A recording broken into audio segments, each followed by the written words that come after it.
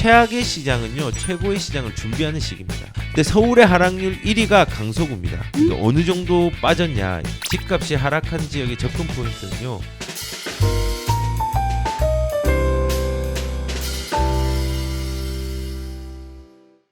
아직도 가격이 조정되고 하락에 대한 기운들이 많이 남아있는 시장이라고 저는 생각을 합니다. 이런 시장에서 접근할 수 있는 포인트에 대해서 몇 개를 말씀을 드리겠습니다. 첫 번째 포인트입니다. 이슈가 중요한 언론의 경향성에 휘둘리지 않으셨으면 좋겠습니다. 정말 휘둘리지 않아요. 제가 이거 뭐 언론에 진짜 이상한 거 나올 때마다 항상 검증을 하거든요. 진짜로 찾아갈 때도 있고 여러 군데 전화를 돌릴 때도 있고 팩트 체크를 하려고 노력을 되게 많이 합니다. 근데 이제 이런 기사, 이거 이제 어제 나온 기사죠. 서울의 방값 11억짜리 아파트가 5억 5천 쇼크. 남가자동 아파트에 무슨 일이라고 했잖아요. 남가자 현대가 고점 대회에서 반값에 팔려서 특수고래 가능성은 있는데 아직 확인을 안 해봤다는 겁니다. 예, 서대문구 전세매매 시세 뚝뚝. 예, 서대문구가 저번 주 KB 시세로 보면은 가장 많이 서울에서 떨어진 지역 중에 하나입니다. 그런데 일단은 그런 거를 힘을 받아서 11억짜리가 5.5억이 되었다. 근데 이거를 확인을 해보니까 중개거래가 맞습니다. 그런데 중개거래인데 증여거래입니다. 중개사를 일산 가서 껴서 증여로 거래를 한 겁니다. 그러니까는 정상적인 거래가 아니라 특수거래입니다. 그런데 이 특수거래를 또 하락이라는 프레임을 씌워가지고 공포를 조장합니다. 이 기자도 또 젊은 기자더라고요. 좀 이런 부분에 휘둘리면 안 됩니다. 우리는 급락하는 것에 사실관계보다 이슈가 더 중요하게 여겨지는 언론의 펜대의 경향성을 조심해야 되고 잘 해석해야 되고 우리 나름대로 주목해서 그것들을 정보를 챙겨가야 됩니다. 그냥 액면 그대로 받아들이면 안 됩니다. 그래서 우선은 이런 그 집값의 하락의 지역 접근 포인트 중에 첫 번째가 이슈가 중요한 언론의 경향성에 휘둘리지 말자. 저는 그거를 좀 얘기를 하고 싶어요. 이것뿐만 아니라 예전에 아리팍이라든지 뭐 정말 말도 안 되는 그 언론의 플레이들이 많았잖아요. 그래서 그냥 전적으로 다 믿진 않았으면 좋겠어요. 나름대로 해석할 수 있는 확인 절차들 이런 것들을 스스로 한번 체크하면서 시장에 참여했으면 좋겠다는 생각이 듭니다.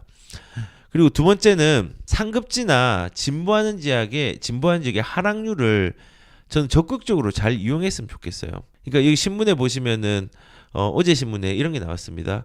마곡마저 6억 급락. 예, 가격이 조금 빠졌더라고요. 이건 맞더라고요. 근데 서울의 하락률 1위가 강서구입니다. 그러니까 어느 정도 빠졌냐 최근에 서울 전체 집값이 이달에 0.6, 0.45, 0.35, 0.31 이렇게 낙폭이 줄어갔습니다. 낙폭이 점점 뭐 줄어갔는데 강서구는 거꾸로 되었습니다. 0.5, 0.6, 0.65, 0.66으로 하락폭이 확대되어서 서울 내에서 4주 연속 낙폭이 커진 지역이 강서구가 유일하다고 합니다. 그러면 우리는 이걸 어떻게 해석해야 될까요? 아까 전에 얘기했죠. 성남의 산성 포레스티아를 활용했던 사람들을 생각해 보십시오. 그러면 우리는 이걸 어떻게 해석을 해야 되냐? 서울에서 하락률이 1위라는 곳을 거꾸로 주목을 해야 됩니다. 왜냐하면 지금 여기 보면 마곡 13단지 힐스테이트 마스터 국평 5.9억이 만약에 그냥 진짜로 뭐 거래로 되고 5.9억이 하락했다고 칠게요. 그러면은 그 하락했으면요. 빠졌다. 이게 아니라 지금 이렇게 4주 연속 빠지고 있네. 그러면 주목해야죠. 그러면 이것도 나중에 시장이 회복할 때가 있습니다. 그거를 준비하는 수단으로 활용해 볼까를 내가 지금 기회가 있다면은 그거를 활용해 볼까를 한번 점검을 해보는 게 필요한 거죠. 이것도. 그래서 거꾸로 하락률 1위다. 그럼 공포가 아니라 기회로 봐야 됩니다. 기회로 봐야 됩니다. 왜냐하면 강서구 전체가 아주 좋은 상급지는 아니지만은 마곡이라는 뭐 거기 껌장 사는 사람이 있는 게 아니라 그래도 첨단 산업이 들어가고 대기업이 들어가고 하는 어떤 일자리의 메카 중에 하나가 마곡이잖아요. 그 주변에 있는 데고 9호선 라인입니다. 괜찮은 지역이거든요. 그러면은 우리는 이 하락한 지역과 시기의 접근 포인트는요. 하락률을 활용을 해야 됩니다. 하락이 되었어가 아니라 하락률 1이라는 것을 거꾸로 주목하고 어떻게 활용할까로 접근하는 게 중요합니다. 그렇게 이제 생각하시고 물건은 뭐 구체적으로 말씀은 드리지 않겠지만은 좋은 물건들이 있더라고요. 예, 그리고 거꾸로 여기뿐만 아니라 서울, 경기, 인천에도 되게 많이 빠지고 물량의 영향을 받는 곳이 일부는 있지만은 이런 것들을 고려해서 매수 시점 활용할 수 있는 지역들이 물건들이 꽤 있습니다. 그래서 두 번째 우리가 주목해야 될 포인트는요. 상급지나 진보하는 지역의 하락률을 활용하자는 겁니다. 상급지라는 거는 뭐 송파라든지 뭐 강남이라든지 이런 상급지는 물리적으로 좋은 지역입니다.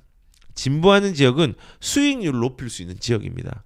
그러니까는 아무 지역의 하락률을 활용하면 안 됩니다. 예를 들어서 저기 지역이 안동에 있는 도농복합도시에 나홀로 주택이 있는데 거기에서 뭐 1억짜리 주택이 9,500만 원, 500만 원 빠졌다. 여기 들어가야지 이렇게 하면 안 된다는 거고요. 진보하거나 상급지에서 내 재정에 맞는 데를 찾아서 하락률을 활용하는 게 중요하다라고 말씀을 드리겠습니다. 그리고 세 번째 우리가 이 하락 시기와 지역을 접근할 수 있는 포인트는 뭐냐면요. 그냥 최상급지 최고가 아파트의 가격 흐름을 우리가 파동을 파악해야 되기 때문에 인지는 하고 있어야 됩니다. 그런데 이 사람들을 걱정해 주진 않았으면 좋겠어요. 압구정 현대아파트 2달 만에 최고가에 대비 13억 뚝 떨어졌다. 뭐 이런 경우가 있거든요. 반포주공 1단지 37억에서 25억대였다. 잠실주공 5단지 32억에서 22억대였다. 이거를 걱정해 주는 사람이 있어요. 우리가 일반인이 연예인 걱정하면 안 되잖아요. 무주택자들의 압구정 현대아파트의 가격 인하를 걱정하면 안 되잖아요. 집이 없는 사람이 상급지의 가격이 떨어진 거에 대해서 걱정하면 안 되잖아요. 우리가 이렇게 가격들이 최상급지가 가격의 파동이 되기 때문에 인지하고 추세를 보는 것들은 맞지만요. 이것 때문에 얼싸 잘 됐다라고 생각하는 무주택자들 그리고 가격이나 시장에 반시장적인 사고를 가지신 많은 분들이 계신데 그런 분들은 걱정 안 하셔도 됩니다. 다 회복합니다. 2014년도에 아이파크나 도곡동 타워팰리스 반값 50% 빠졌다가 그 빠진 만큼 오르고 더 많이 올랐습니다. 걱정을 안 해도 됩니다. 이런 데는 수요가 있기 때문에 빠질 때 크게 빠지더라도 올라갈 때 크게 올라가는 지역입니다. 걱정 안 하셔도 된다는 겁니다. 시세 파악용으로만 쓰면 됩니다. 그리고 이제 네 번째 우리가 포인트는 뭐냐면요. 최악의 시장은요. 최고의 시장을 준비하는 시기입니다. 오늘 4시 40분에 이런 게 지방신문에 떴더라고요. 대구시의 신규 주택 사업의 승인을 전면 보류했다. 그러면 이게 무슨 말이냐면요. 2023년도에 자체적으로 이번에 대구에서 나오는 물량만 36,000세대입니다. 어마어마하죠. 그리고 한 2, 3년 동안 나오는 게 거의 7만 세대 가까이 됩니다. 어마어마하죠. 그러니까는 물량의 신규 주택을 할 필요가 없는 거죠.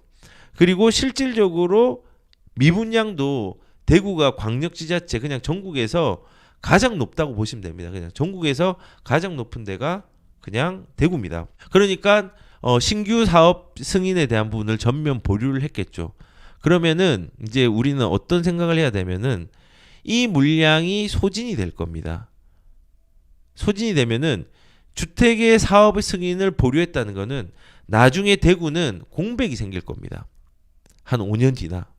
그러면 우리는 그것들을 머릿속에 메모하고 있고 마음에 각인시켜 놓고 있다가 시장의 전체적인 흐름은 뭐 비슷하게 가겠지만은 그 시점들이 물량이 없어지는 시점들이 생기는 거를 생각하고 대구를 바라보셔야 됩니다. 그래서 지금 최악의 시장에 어떤 그 시그널들이 나왔잖아요. 이제 사업 승인을 안 한다. 주택 사업 승인을 안 한다. 그러면은 이제는 앞으로의 시장을 준비하는 시기인 겁니다.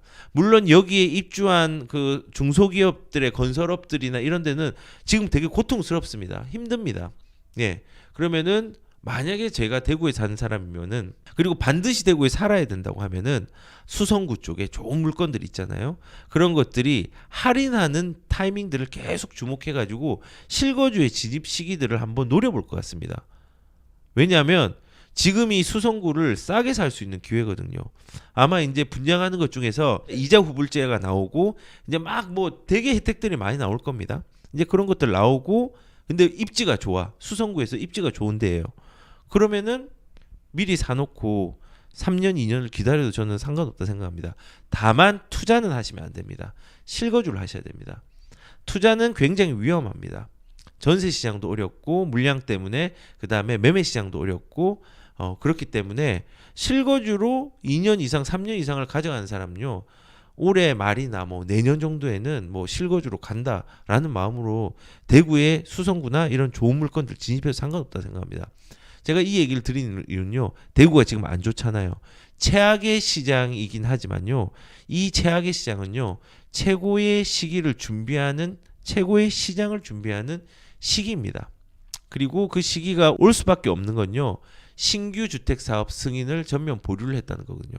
그러면은 공급의 공백이 생기는 시점들이 나중에 생길 겁니다. 예, 이렇게 또 해석을 할 수 있는 겁니다. 그래서 집값이 하락한 지역의 접근 포인트는요. 이런 식으로도 해석을 할 수 있다는 겁니다. 그렇게 하고 마지막으로 제가 이제 드리고 싶은 말씀은 뭐냐면요. 말은 이런 겁니다. 요즘 편이 많이 갈리죠. 편이 많이 갈리는데 우리 시기 질투하지 맙시다. 그리고 집이 없다고 우리가 그 사람들에 대해서 손가락질 할 필요도 없고 집이 있다고 해서 질투하거나 비난할 필요도 없습니다. 근데 아무튼 이런 게 있잖아요. 갭투자 성공 자랑질 친구 보기 싫었는데 이제는 안 나오겠지. 왜냐하면 지금 역전세 때문에 세입자한테 뭐 돈을 줘야 되는 월세를 줘야 되는 상황도 생긴 부분들이 있지 않습니까? 그래서 여기 이제 얘들을 내가 다 적진 않았는데 그 예화가 보니까는 친구가 갭 투자했다고 막 자랑하다가 나중에 지금 그 역전세가 나니까 친구가 돈을 빌려 달라는 겁니다. 이 갭 투자 성공한 친구가 알고 보니까 역전세 나서 그거 메꾸려고 돈을 빌리는데 돈을 안 빌려줬다고 아유 꼴 보기 싫었는데 잘 됐다. 이제 그 내용이 이제 적혀 있는 겁니다. 근데 이 갭 투자 중요하거든요. 이거는 개인한테만 이익이 되는 게 아니라 임차인도 되게 중요한 역할을 합니다. 근데 여기 밑에 보시면 제가 댓글 한 개를 캡처를 해놨습니다. 갭 투자로 성공하기 어렵습니다. 그러다가 돈을 잃는 겁니다. 갭 투자하지 않는 사람이 현명하고 영리한 겁니다. 갭 투자로 성공할 수 없다는 간단한 이치도 모르고 이 험난한 세상을 어떻게 살아간단 말이오.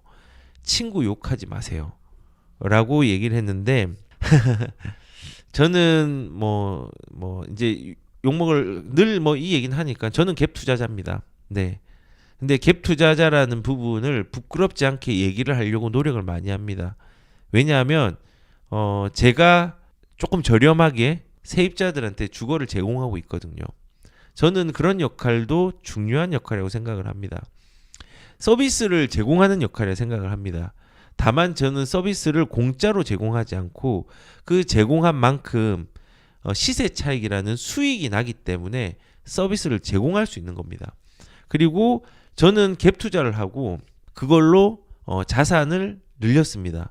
왜냐하면 레버리지를 활용해서 갭 투자를 할 수 있는 기회가 있었는데 그 기회가 돈이 없는 사람한테는 갭 투자가 큰 기회가 되거든요. 제가 어렸을 때 무슨 큰 돈이 있었겠습니까? 월급쟁이가 무슨 큰 돈이 있었겠습니까? 레버리지를 활용해서 인플레이션을 기다리고 맞이하는 전략들을 잘 짰기 때문에 그나마 월급 이외에도 더 좋은 자산들을 가질 수 있는 기회를 가졌던 겁니다. 근데 이분은 세상의 이치를 모른다고 했는데 저는 세상의 이치를 몰라서 은퇴를 했습니다. 공무원을. 예, 은퇴를 했습니다. 예. 이 말은 뭐냐면은 세상의 이치를 모르는 걸 갭 투자를 성공했다 안 했다라는 부분으로 판단하는 게 아니라는 거죠. 그리고 제가 이거를 이제 이 예시를 가져온 이유가 뭐냐면요. 갭 투자는 임대인과 임차인한테 두 사람한테 매우 중요한 역할을 한다는 겁니다. 의사가 박의 정신을 가지고 수술을 해서 수술과 진료비를 받지 않는다면 세상에 의사가 몇 명이 남아 있을까요? 의사는 정당하게 돈을 가져오기 때문에 수술을 하고 진료를 할 수 있는 겁니다. 생명을 살릴 수 있는 겁니다. 아무것도 받지 않고 생명을 살리세요 하면요. 의사가 될 수 있는 사람이 과연 몇 명이나 있을까요? 많이 없을 겁니다. 근데 갭 투자도 같은 개념을 생각합니다. 물론 큰 차이는 있지만은 갭 투자자들은 집을 사는 이유, 여러 채를 사는 이유는 이걸로 수익이라는 부분, 시세 차익이라는 게 나기 때문입니다. 하지만은 시세 차익만 누릴 수 없고 세금도 내잖아요. 그 세금도 낼 뿐만 아니라 임차인들에게 저렴하게 제공할 수 있는 기회를 또 주는 겁니다. 왜 그 기회가 중요하냐? 지금 현재 공공에서 임대를 줄 수 있는 부분들이 15%, 20% 미만입니다. 대부분 그 이외에는 전부 다 민간에서 임대를 제공하고 있기 때문에 그만큼 주거 안정에 대해서 갭 투자자들이 굉장히 중요한 역할을 합니다. 그런데 이 갭 투자를 꼴보기 싫어하는 게 아니라 제가 늘 말씀을 드리잖아요. 잘된 사람을 비난하고 못된 사람을 욕하는 게 아니라 잘된 사람이 있으면은 비난보다는 왜 잘 됐을까를 고민해서 그것들을 따라서 해가지고 나도 성공할 생각을 해야 되죠. 그리고 비난하는 게 아니라 나도 그렇게 될 수 있기 때문에 비난하면 안 되는 거죠. 그래서 저는 이 갭 투자에 대한 부분들 그냥 갭 투자에 성공했다 실패했다 그런 어떤 부분보다 이 현상들, 이 중요한 역할들, 임대인과 임차인의 역할들을 갭 투자가 하고 있다는 것들을 말씀을 드리는 겁니다. 똑같은 맥락에서 이렇게 하면 안 된다는 겁니다. 지금 제일 힘들어하는 게 이제 세입자들이 집주인을 면접을 보고 있거든요. 면접을 어떻게 보냐? 직업은 뭡니까? 국세는 완납했습니까? 신입사원을 면접 보듯이 깐깐하게 전세 임차인들이 임대인들을 맞이합니다. 그리고 만기시까지 조달, 자금 조달을 어떻게 할 것인지 꼼꼼하게 묻기도 합니다. 제 구독자 중에서 한 분이 대출을 받았습니다. 근데 이제 1금융권에 받지 않고 그 대출을 바로 껐는데 세입자가 자기 집에 대출이 조금 걸려 있는 걸 보고 그것도 전세가 10억인데 대출이 뭐 한 8천 걸려 있었습니다. 놀래가지고 이거 문제된다고 집은 25억짜리인데 문제된다고 이거 빨리 꺼달라고 안 그러면 나 나가겠다고 안전하거든요. 사실 빌라가 불안하거든요. 빌라 사기 그것 때문에 사실은 아파트도 되게 어렵다고 불편하다고 생각하는데 물론 조금 이제 그런 아파트들이 꽤 있긴 합니다. 근데 빌라가 진짜 위험하거든요. 사실은요. 지금 역전세에 대한 부분이나 깡통전세나 사기에 대한 부분들은 그런데 이제 그렇게 안전함에도 불구하고 그냥 빚만 있다고 해서 세입자가 나 나가겠다. 이거 뭐냐 이러면서 이제 집주인을 이제 조금은 뭐 속된 말로 협박을 하는 거죠. 어떻게 보면은 그렇게 하면 안 되거든요. 왜냐면은 세입자는 집주인한테 고마워해야 됩니다. 거꾸로 우리도 세입자한테 고마워해야 됩니다. 서로 존중하고 그것들을 인정해 주는 게 필요합니다. 그런데 지금 시장이 안 좋으니까 세입자들이 깐깐해졌다. 물론 자산을 지키기 위해서 지금 시기적으로 전세 사기가 있기 때문에 그런 거는 이해는 되지만은 사실은 이건 제도적인 문제들이 좀 컸고 그리고 아무리 그렇다고 하더라도 우리가 지금 전세에 대한 부분들을 집주인이 이렇게 면접 보는 것처럼 세입자들이 하는 거는 어폐가 있다 생각합니다.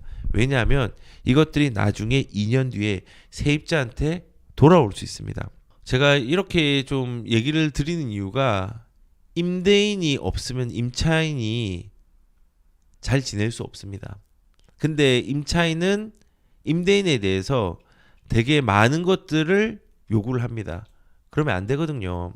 왜냐면은 지금 이제 세입자들이 힘든 부분들이 사실은 정책적인 문제가 있었습니다.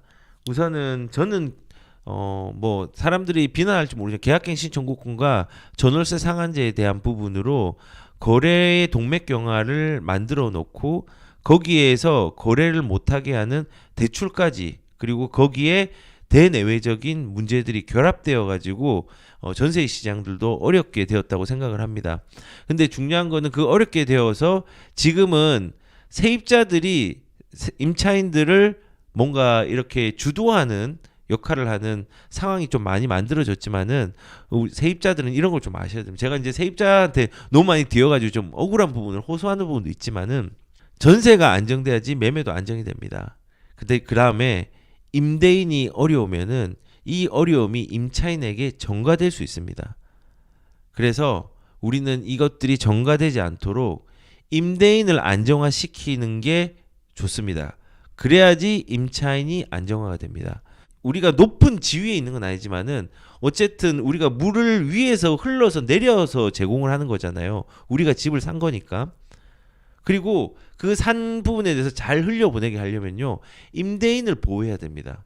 그리고 그 보호하는 수단 중에서 하나가 갭 투자로 투기를 한다가 아니라 세입자한테 대출이라는 부분들도 잘 해줘서, 그리고 대출도 사실은 뭐 원금을 갚는 거 이런 거 하면 안 됩니다. 예전처럼 작년 2020년도에 그 말에 전세를 완전히 막아버려고 2021년도에 막아버려 가지고 전세도 대출 안 되게 하는 이런 거 하면 안 됩니다. 그러면은 결국은 어려움들이 임차인에게 있고, 그 다음에 임차인이 유리한 걸 먼저 정책을 펼치면은 임대인이 어려워지는데, 임대인의 정책과 임차인의 정책들이 같이 나와야지 서로 공생할 수 있고 서로 시장을 잘 건너갈 수 있습니다. 그래서 지금처럼 어디에 편중돼 가지고 임차인이 우선이 되고 임대인이 뭐 좀 우선이 되어 가지고 서로 편이 갈려지는 게 아니라 조금은 정상적인 시장이 되어 가지고 시장이 좀 굴러갔으면 좋겠다라는 좀 생각과 바람들을 좀 얘기를 해봅니다.